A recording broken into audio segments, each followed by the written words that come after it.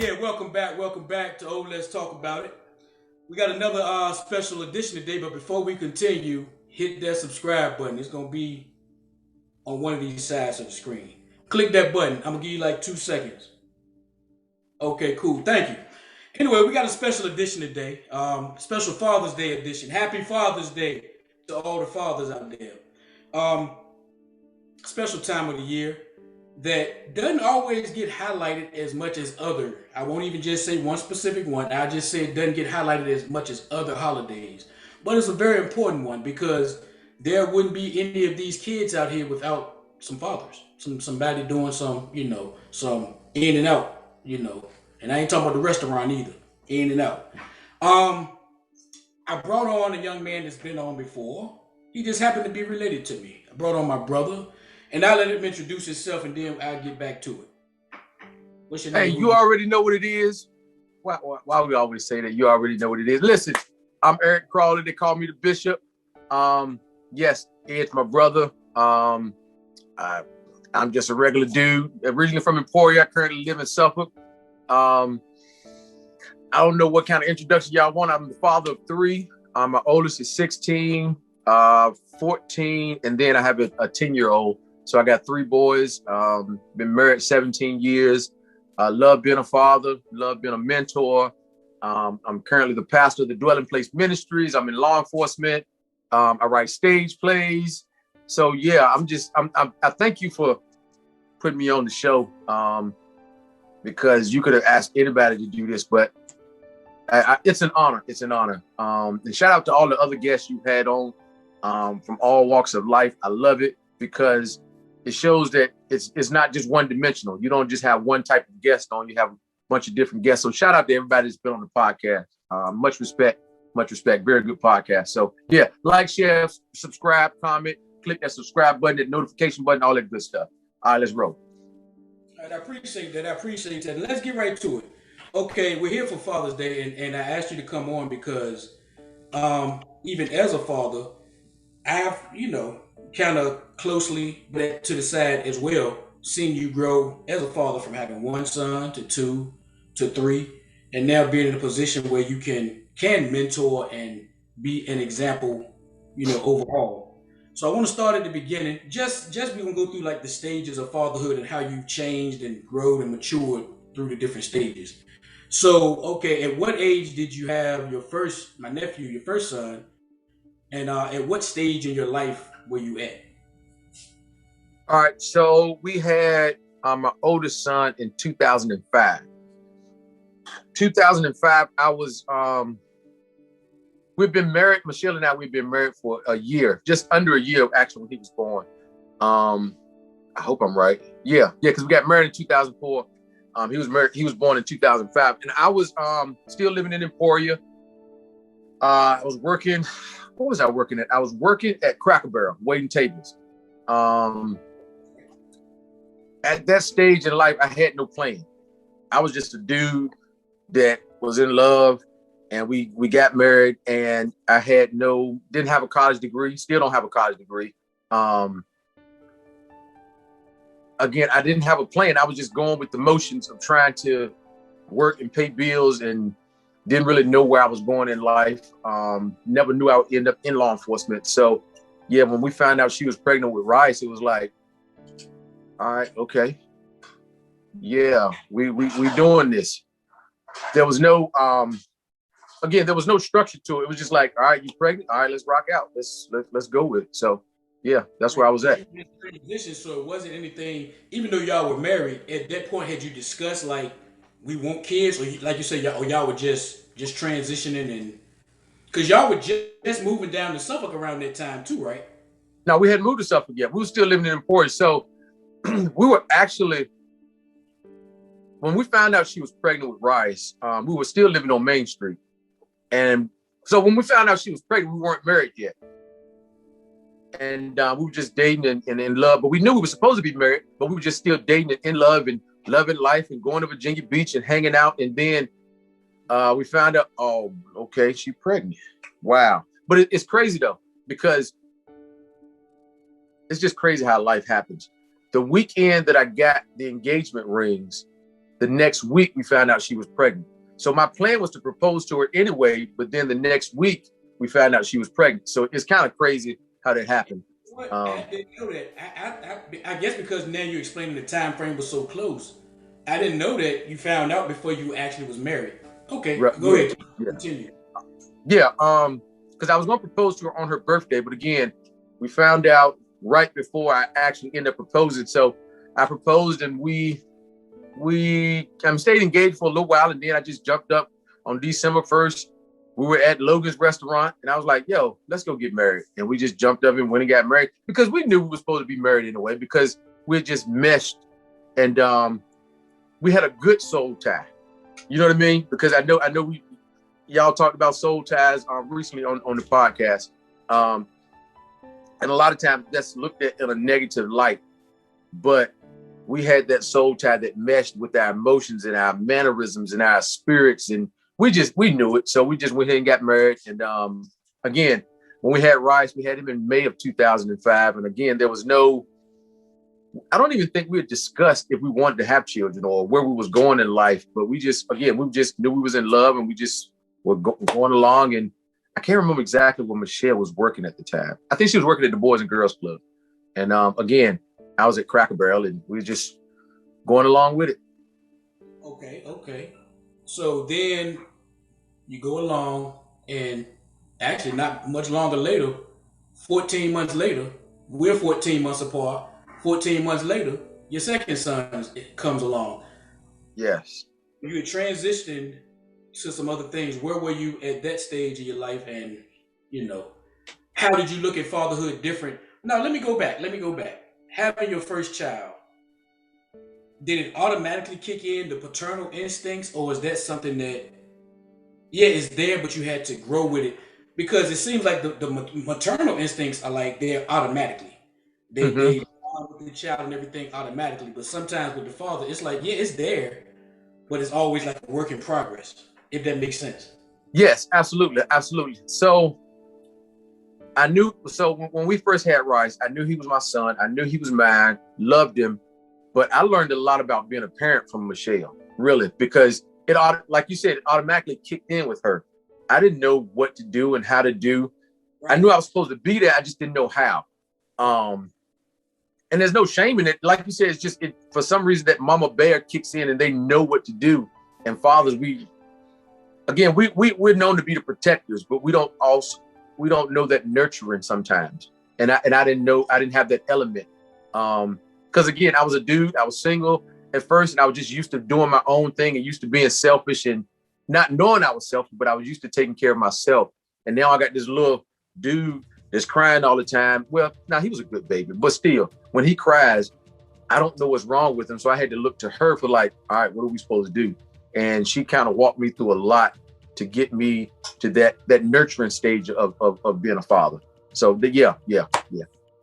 Okay, so you take that, what you learned here, and so it had to be not long after you found out she was pregnant with, because if it's 14 months, it won't go to like a 5-month gap that, between conception. You know what I'm saying? Yeah.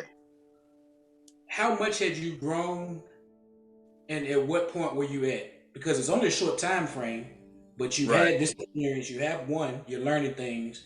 How much have you grown, and what were you at as far as job-wise and things like that? So by the time we realized that Rael was coming along, I started to realize responsibility more. And so I went from Cracker Barrel to, by the time Rice was born, I was working at Walmart. When we found out she was pregnant, I was working at Cracker Barrel. I transitioned to Walmart and realized that Walmart was so boring and so dry. It wasn't doing anything for my mind. I was just like dying inside, really, because there was no stimulation. So I knew I needed another job if I was going to have something with some benefits to, take care of the family. So I ended up transitioning to Kelly Reynolds, which still wasn't that wasn't mind tingling, but it was better than Walmart. And at the time Rael came along, I had more of a nurturing quality. I was all about getting up in the middle of the night. I was all about, feeding and changing diapers and, being there and playing with them and, talking to them and, all those type of things that a father's supposed to do. But again, I'm still only 25, 26. I was still a child, really. I thought I was a man, but looking back, I was still real immature. Because when you're at that stage in life, you're trying to take care of 2 kids and trying to be a husband, and you're still clinging to some of your single mentality. Now, I wasn't out cheating and doing anything like that, but again, I still had some of that selfishness that I'm used to taking care of myself. And now I have this pressure of taking care of 3 other human beings, not making a lot of money, and there's a lot of pressure. So it causes you to lash out there is a reason, because you can't take care of them. So it causes you to lash out, on your wife and your kids and stuff like that. So yeah. True. Question: going from one child to the second, did you expect it to be exactly the same, or did you learn that one might not have cried or whatever? Like one of mine, she never sucked a pacifier. That was an anomaly because most kids do. So was you expecting it like, he doesn't cry, he sleeps at a certain time? Then you get one, and I don't know what the case was, that cries all night. Bruh.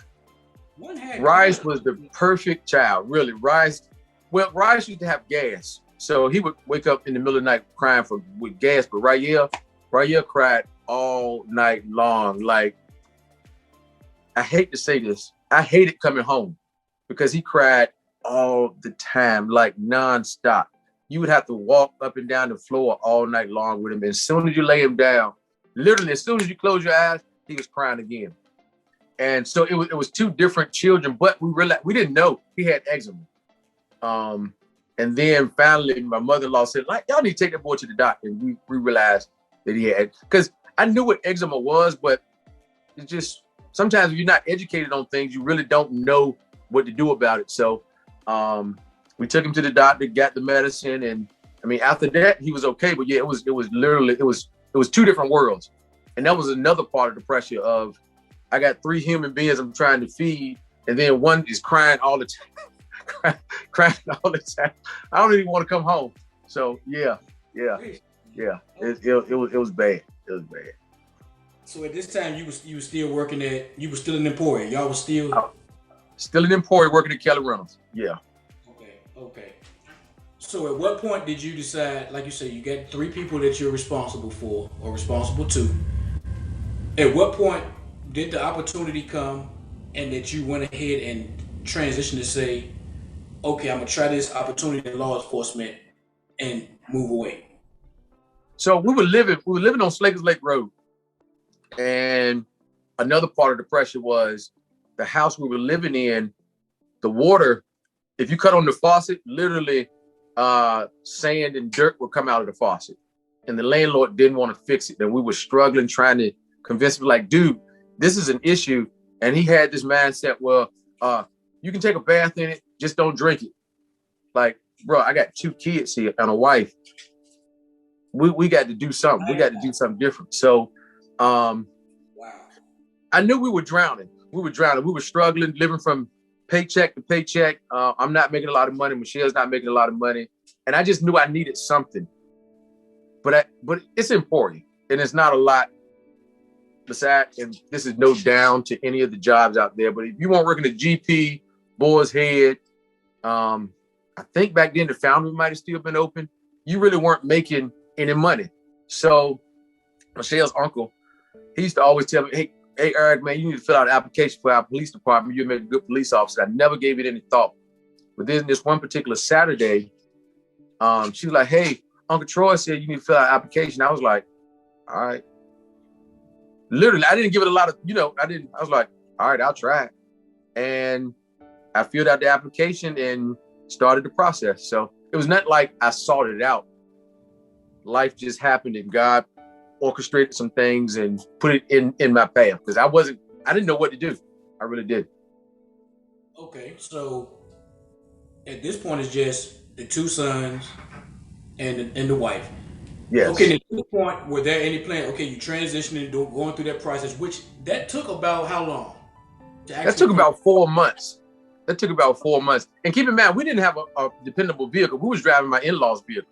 because the vehicle we had kept breaking down, and that's another part of the struggle. And it's not like we had great credit to just go out and buy some. Again, we weren't making money, so it's not like we could go, all right, we're gonna put a down payment on some, because even if we could, we didn't have the credit to do it. So it took about 4 months with the background check, and then I almost didn't get the job because previously, before I met Michelle, I was living with a woman. Her kids weren't living with us, and you know how you do stuff on taxes, and I got audited, and that came up in my background check, and you know I had to reach out to the IRS and get a letter. And if anybody's tried to contact the IRS before, it's hard sometimes. It's easier now because of the internet, but back then it was all phone calls, and you'd be on the phone for 30 minutes trying to contact somebody, and it was hard. And I almost didn't get the job. So they finally was able to write a letter explaining what happened, and then I was able to submit that. So it took about 4 months to get hired with the police department.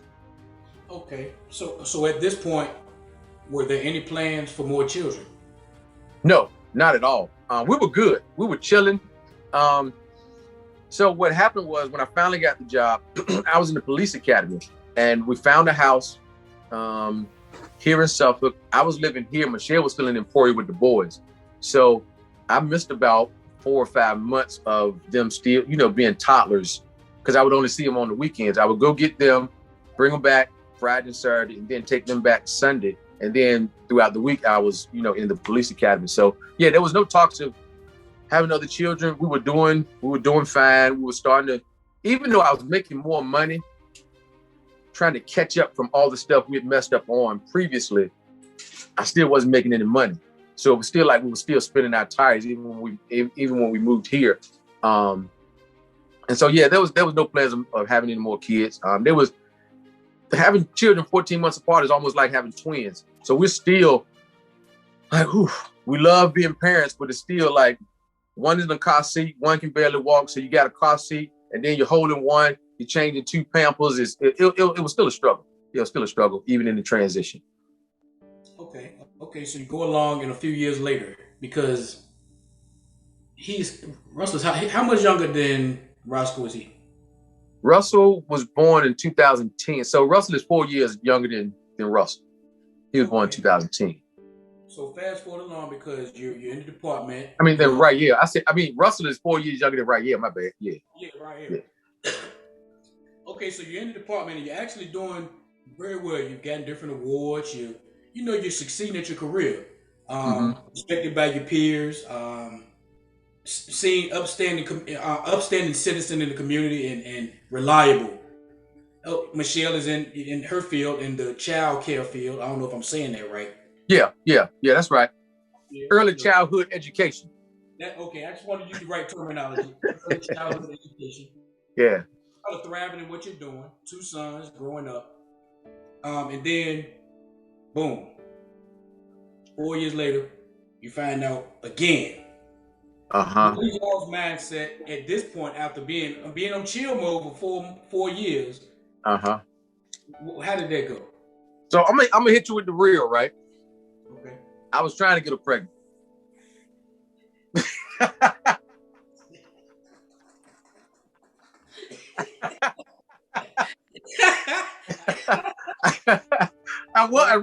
That was the only time out of the 3 I was really trying, man. I was like, yeah, this the one here. 2.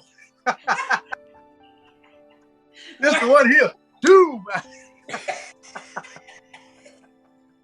Wow. He was made out. The baby boy was made out of love, baby. I'm trying to tell you, he was made out of some fun. But you know what? I don't know why though. It was something in my life, inside of my body, or however the body worked. The body is a magnificent specimen. The sexual organs, and I heard the girl saying it on the last podcast. The love doctor, what's her name? The sex doctor or whatever. Love Doctor 369. Yeah. How powerful the sexual organs are.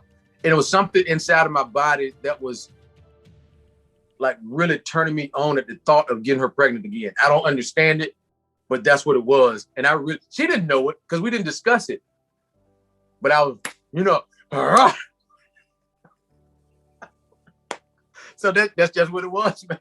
That's just Man. what it was. Yeah. Yeah. Okay. So when she found out and she came to you or told you, did you have to act like you was like word, or was you like, yeah? I can't remember exactly what I said, but I wasn't surprised because I remember when she took the pregnancy test and she showed it to me. I was like, yeah, all right, call your mama. That's hilarious.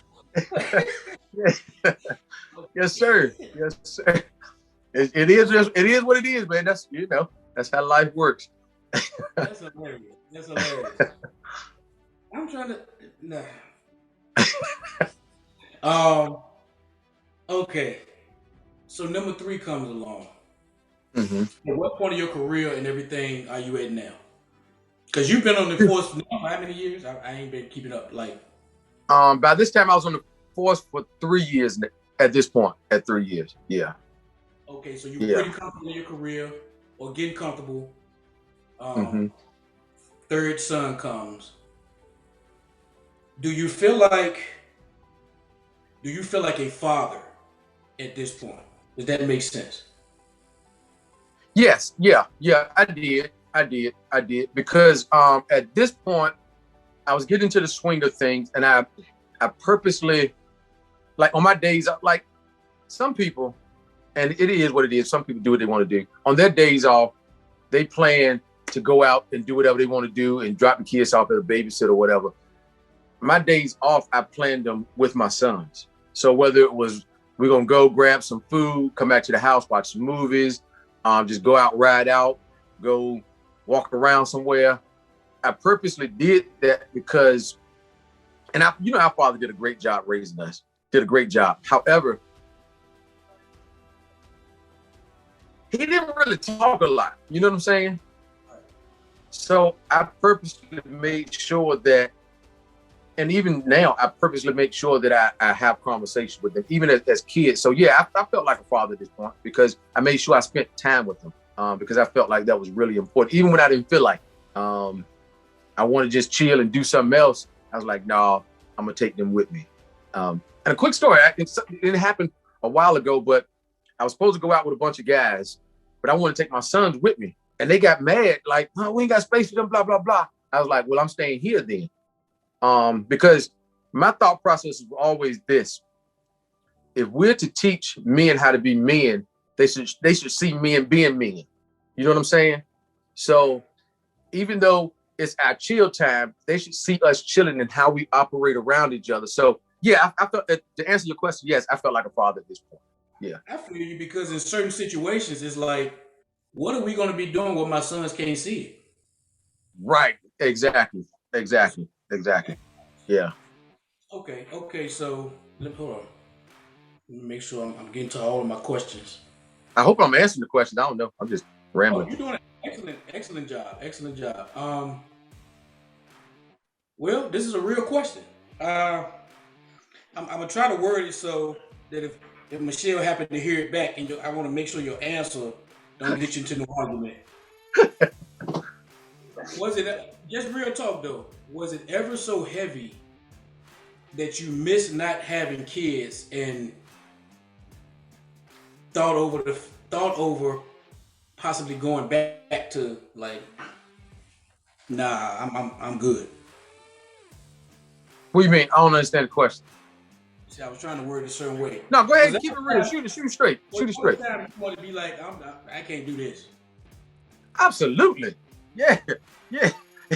So is your question that, like, was it ever so heavy that I felt like walking away? Yeah. Similar plan. Yeah. This year makes 17 years. So I would be lying to you and everybody else listening saying I never felt like walking away. I never felt like there was too much stress or too much pressure because sometimes you don't feel like showing up. You know what I mean? You don't feel like being responsible. I just want to be me. I just want to go do what I want to do. But I know if I don't show up, then they're going to lack something. And I'm pointing this way because they out in the other part of the house. So that's where it's making me point that way. So I knew when you got, especially like I said earlier, having kids 14 months apart, that's like having twins. So that's double the responsibility.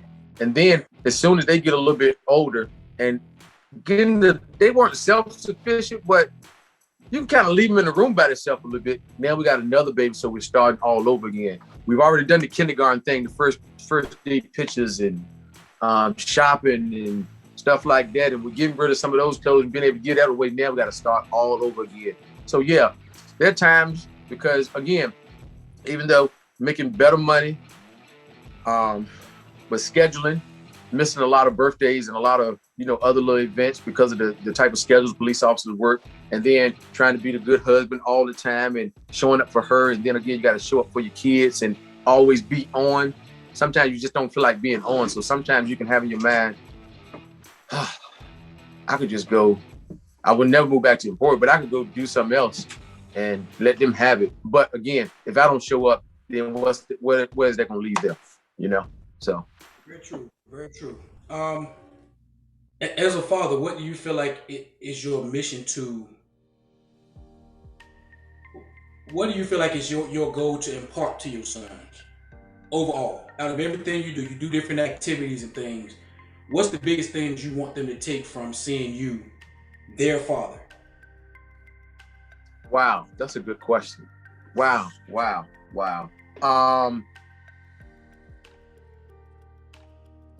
I could make it generic and say how to be a man, but it's so much more to it than that. I think one of the biggest things is I want them to learn how to communicate. Because we as men, we don't communicate properly. We either lash out or we hold it in. And even now we're trying to get them to understand how to express yourself. Effective communication, I should say that, because anybody can communicate. Body language is communication. If I fold my arms, that's communication. I want them to learn how to express themselves and be comfortable being who they are when they express themselves without having to be the macho man or, I think that's one of the biggest things. I want them to learn how to communicate because again, our father did a great job raising us. I love what he did, but I think I was really in my 20s, mid-20s before I really knew that I could talk to him. You know what I'm saying?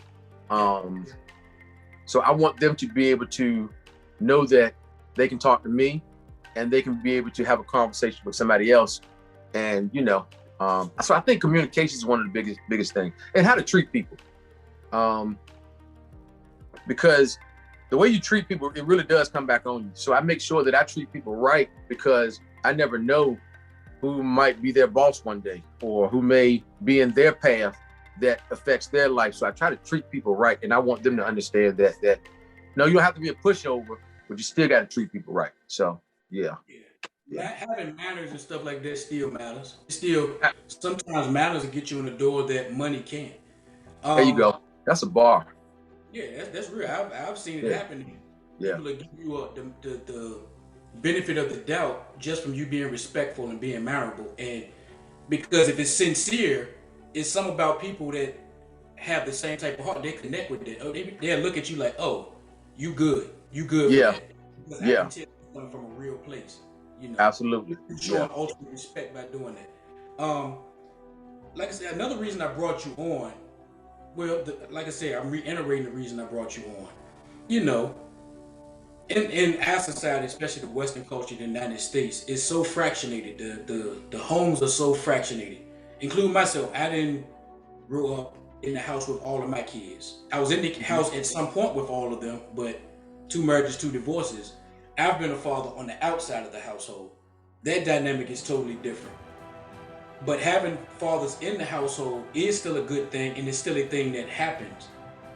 The bad baby daddies and the deadbeats and the thises and the that's get highlighted so much. But there are still men that are in the house, and being that you have 3 sons, that makes a difference. Having daughters, it would have been cool too, but as a man, you get to raise and nurture 3 men. With the statistics and everything, high prison population, crime rates and things, you get to affect 3 young boys' life to put them out into society and hopefully add to the positivity that's out there and not the negativity. You know. So I was gonna ask, how aware are you day to day in being a father? If that makes sense.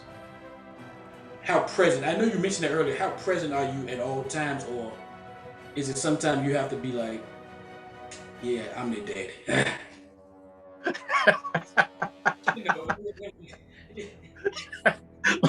Yeah, I'm the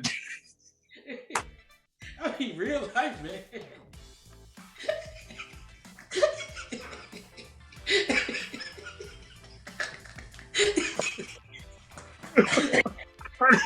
I know that wasn't supposed to be. I know that wasn't supposed to be funny, but he said, "Yeah, I'm the daddy."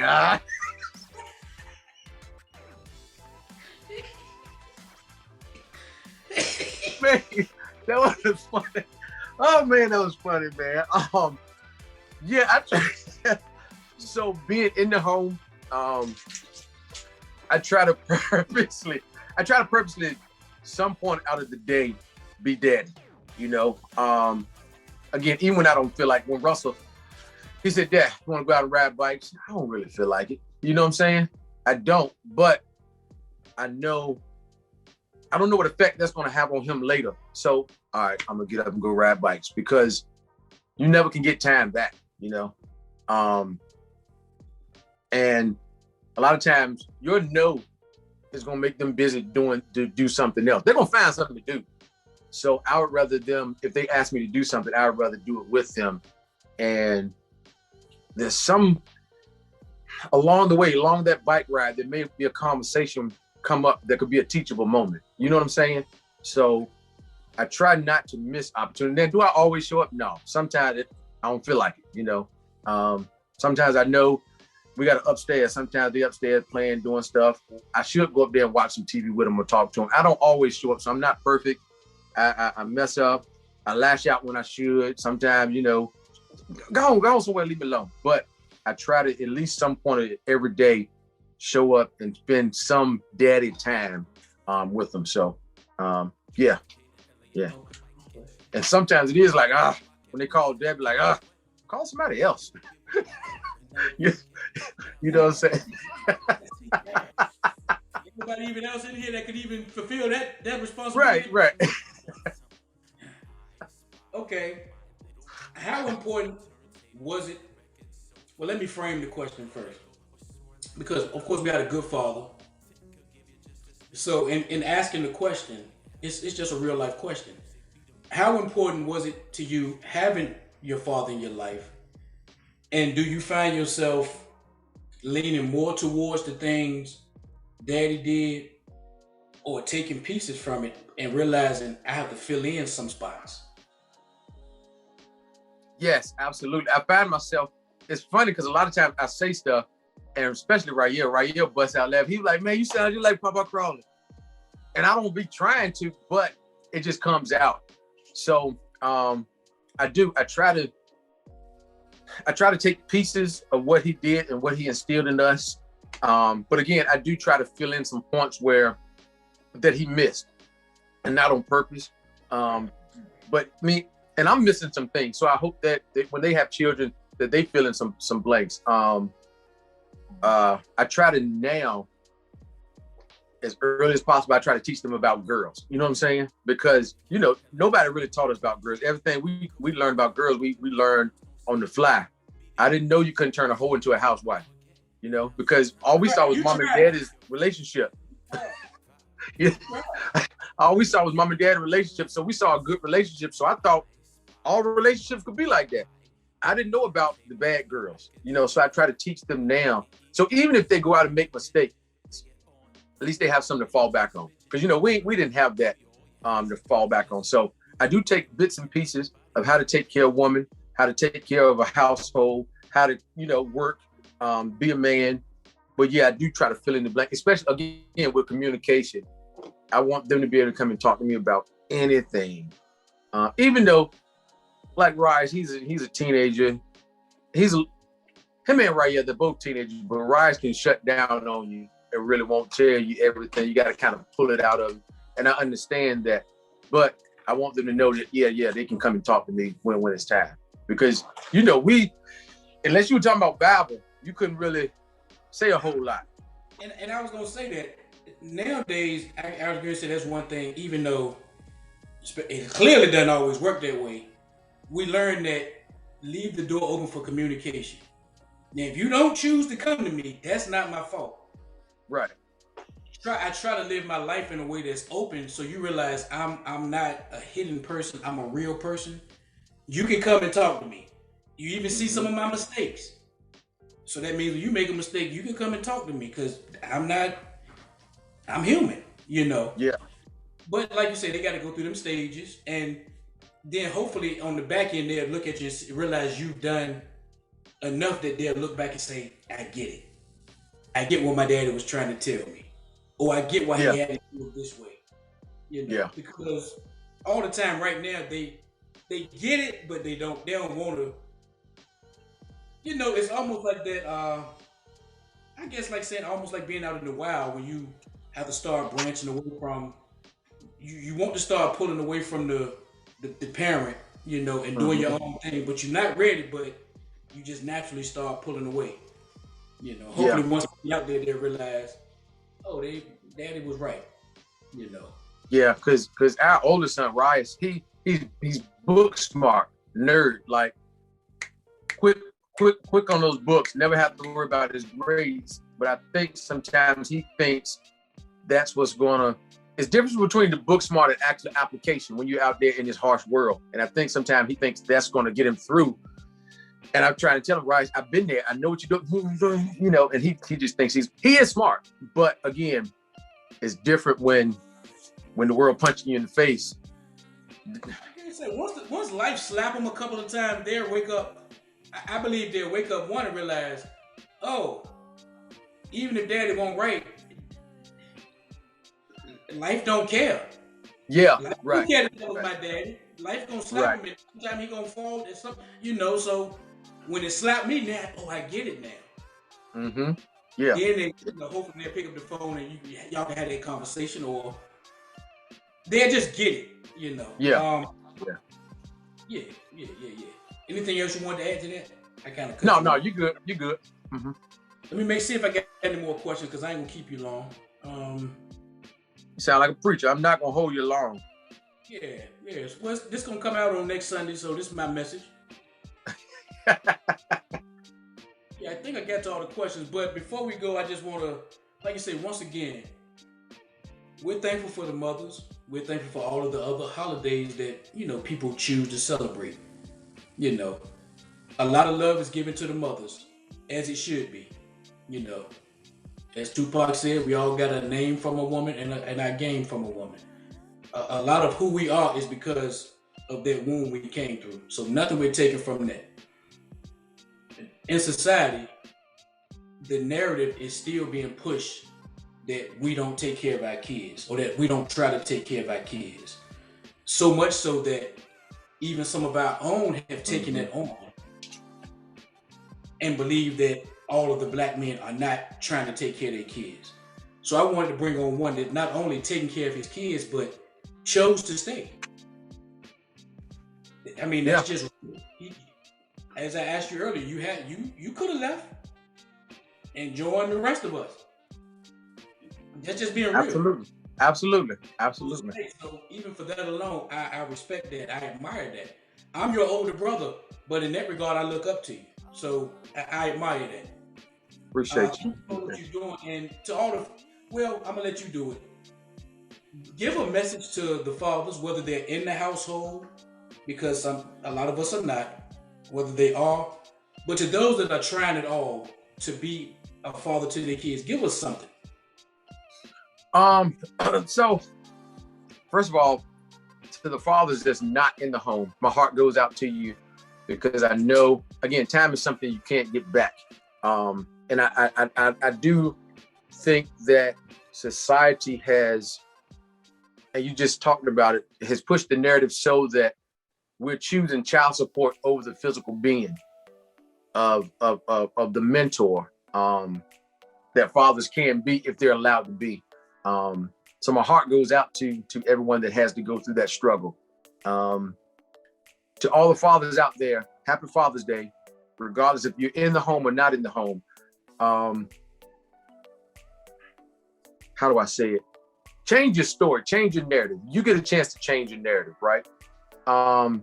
Even if y'all don't get along, don't call her baby mama. All right, call her the mother of your child, because that changes your mindset. That changes your atmosphere, right? Because if you continue to say, baby mama did this, baby mama did that, that's going to continue to feed that negative energy. So say, hey, the mother of my child did this, the mother of my child did that. But it's going to make you speak in more of a respectful tone.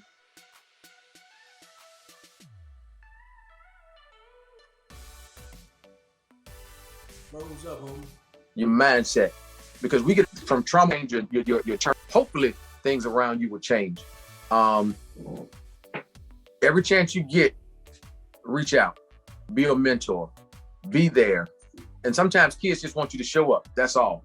You don't have to have a lot of money. You don't have to have a lot of knowledge. They just want to see that you're there.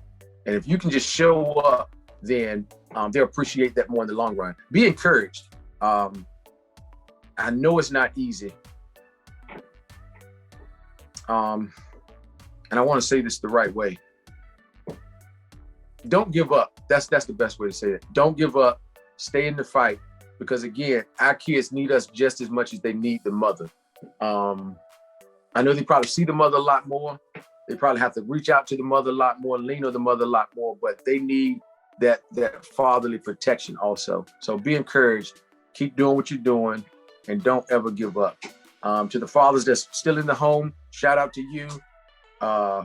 Again, keep being a mentor, keep being the father, keep spending time. And that's really all I got, man. That's really all I got. Happy Father's Day to you. You are important, regardless of what society says.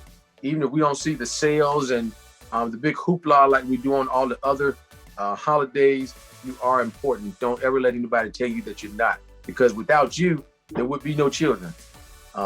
Yeah. So that's all I got, man. I wish I had something deep, but that's all I got. That's perfect. I won't even try to put nothing on top of that too much. Look, I appreciate you coming on, man. Like I said, I'm not gonna hold you.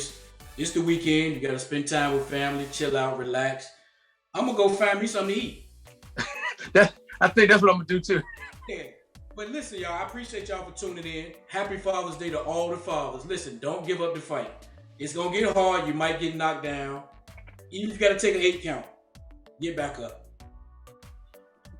Hit that subscribe button. It's gonna be more good content coming. Hit the subscribe button. That's it. Like, comment, share, do all that. Hit that subscribe button. Look, I'll check y'all out later. Tell Cookie I'm coming for her record too. This is my 3rd time. Tell Cookie I'm coming for her record.